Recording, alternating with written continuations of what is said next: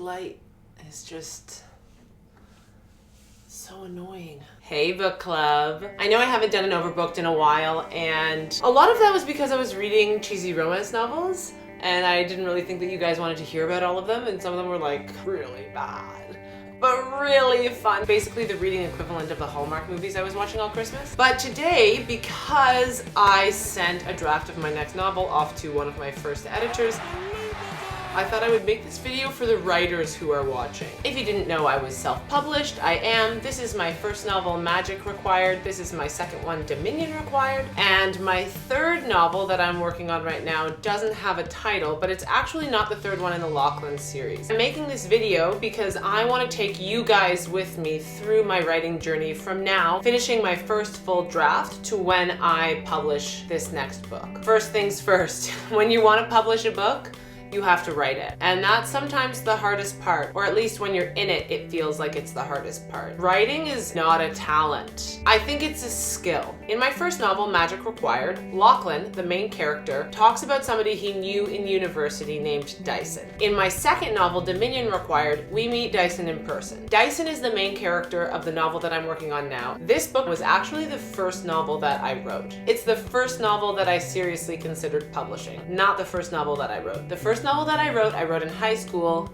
and I'm sure it's horrible. Why am I so sure that it's horrible? In 2014, I put down my first Dyson novel and I put it on the back burner. We'll call it Dyson 1. I put Dyson 1 on the back burner. I thought maybe I'll come back to it, but I really like the world I built. In that world, there was a character named Lachlan, so I wrote his story. Now, 2020, and maybe September or October is when I started to edit Dyson 1 again. It was so bad. Like, I was such a bad writer in 2014. I cannot even explain it to you guys. Writing is a skill, not a talent. It's something that you work on and you can get better at it. A good story isn't enough. You have to practice writing. You have to figure out what your style is. And once you've done that and you've completed your first draft, that is like the very, very first step. Even though it's a huge milestone, especially if it's your first manuscript, you've still got a long way to go. When I say I finished my first draft of the Dyson novel, I really finished my first draft in 2014, and it probably took me a year to get there. I don't think I was writing as efficiently as I wrote Magic Required or Dominion Required when I was writing Dyson 1. It was about 63,000 words when I got to it again in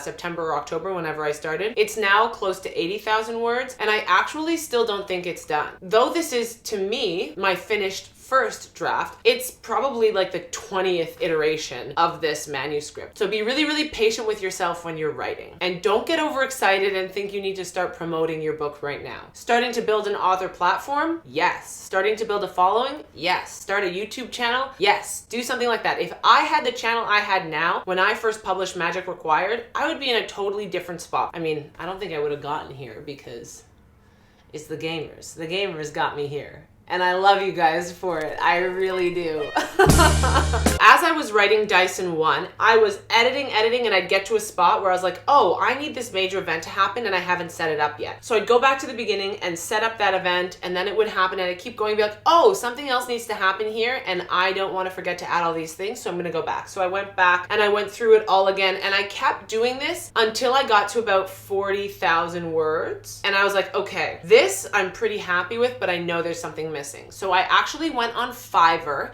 and sent that first 40,000 words to an editor. I'll link her information in the description because I actually really liked my experience with her, and she has the second half of my novel right now. I got it back, she gave me some good direction, and it was also really, really motivating. So then I kept going until I finally got to the end. I got to about my 80,000 word, I think it's actually around 77, and I felt like, okay, this is finished. That said, guys, I know there's something missing from it. I know it's not perfect, and I'm still missing a through line somewhere, but right now where I am, I need help. I sent her the last 40,000 words. I told my neighbor this, and he said to me, does that mean when you get it back, you're sending it to print? No, no, no. This is the journey that I'm gonna bring you guys on with me. First, I finished the manuscript. That is the most important thing when you're starting your publishing process, is you actually have to have a book. And remember, I am self-publishing. If you want to try and traditionally publish, please do some research on querying and query letters and go for it. I wish you the best of luck. After I finished writing it, I edited it myself once. I went over it, well, actually more than once, but if you're starting out, if you really need somebody else's eyes on it, I would say go over it at least once before you send it off to somebody else. I've then sent it to an editor. I'm gonna get it back from her and then make sure every single word in the novel is there for a reason. I've said before on this channel that I'm actually a very slow reader, and that's the same for my writing as it is for anything else. What I do is I get my computer to read my novel to me, and I read along and edit as I go. Once I've gotten it back from my first editor and edited it myself, I'm gonna send it to my second editor. When I get it back from her, I'm gonna go through it again, and I'm gonna send it to my third editor. When people pick up Dyson 1 or whatever the title is going to be,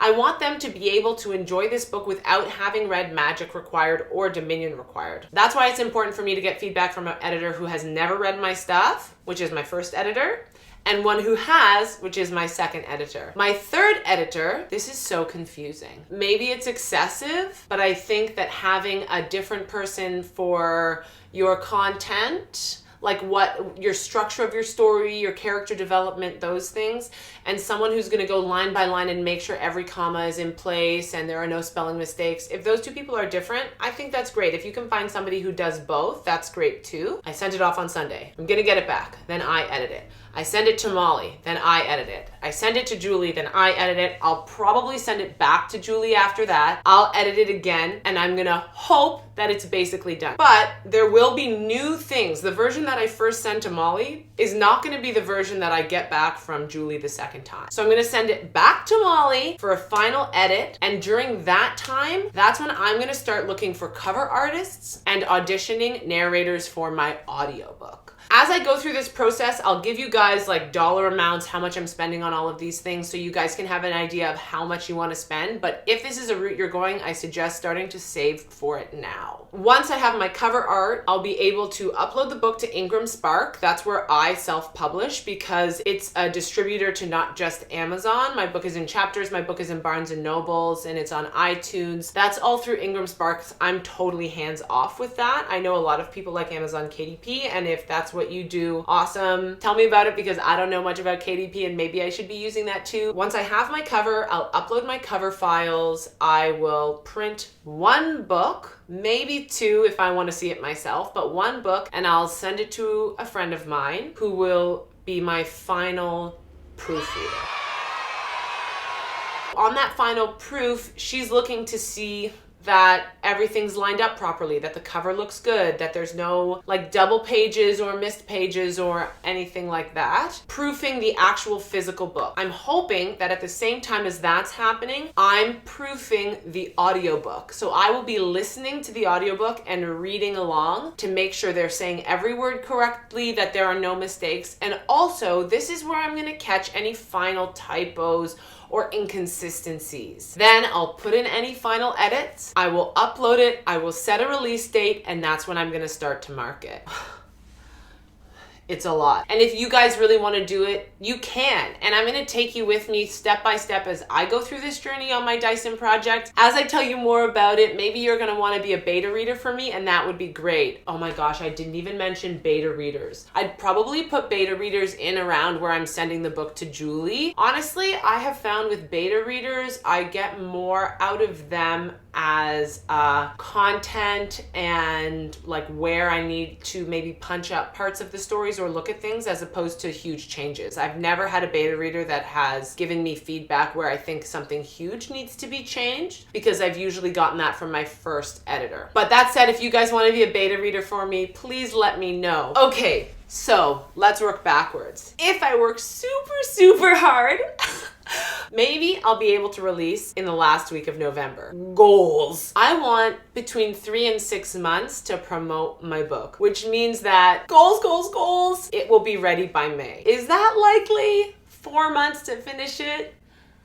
it's gonna be tough, but I'm gonna bring you along for the ride. And you know what? If I don't make it, if it comes out January next year, if it comes out February next year, whatever, I'm gonna do the best I can to get through this, and I hope this inspires you to start your writing project as well. So far, the edit on Fiverr cost me $70 each time. That's in Canadian dollars. I think my editor is in the UK, but I'm not sure. She just had good reviews on Fiverr, and like I said, I'll link her in the description. I guess that's it. That's my whole spiel. Man, I was talking to one of my best friends who, back when I was writing Dyson 1 the first time, I gave to read.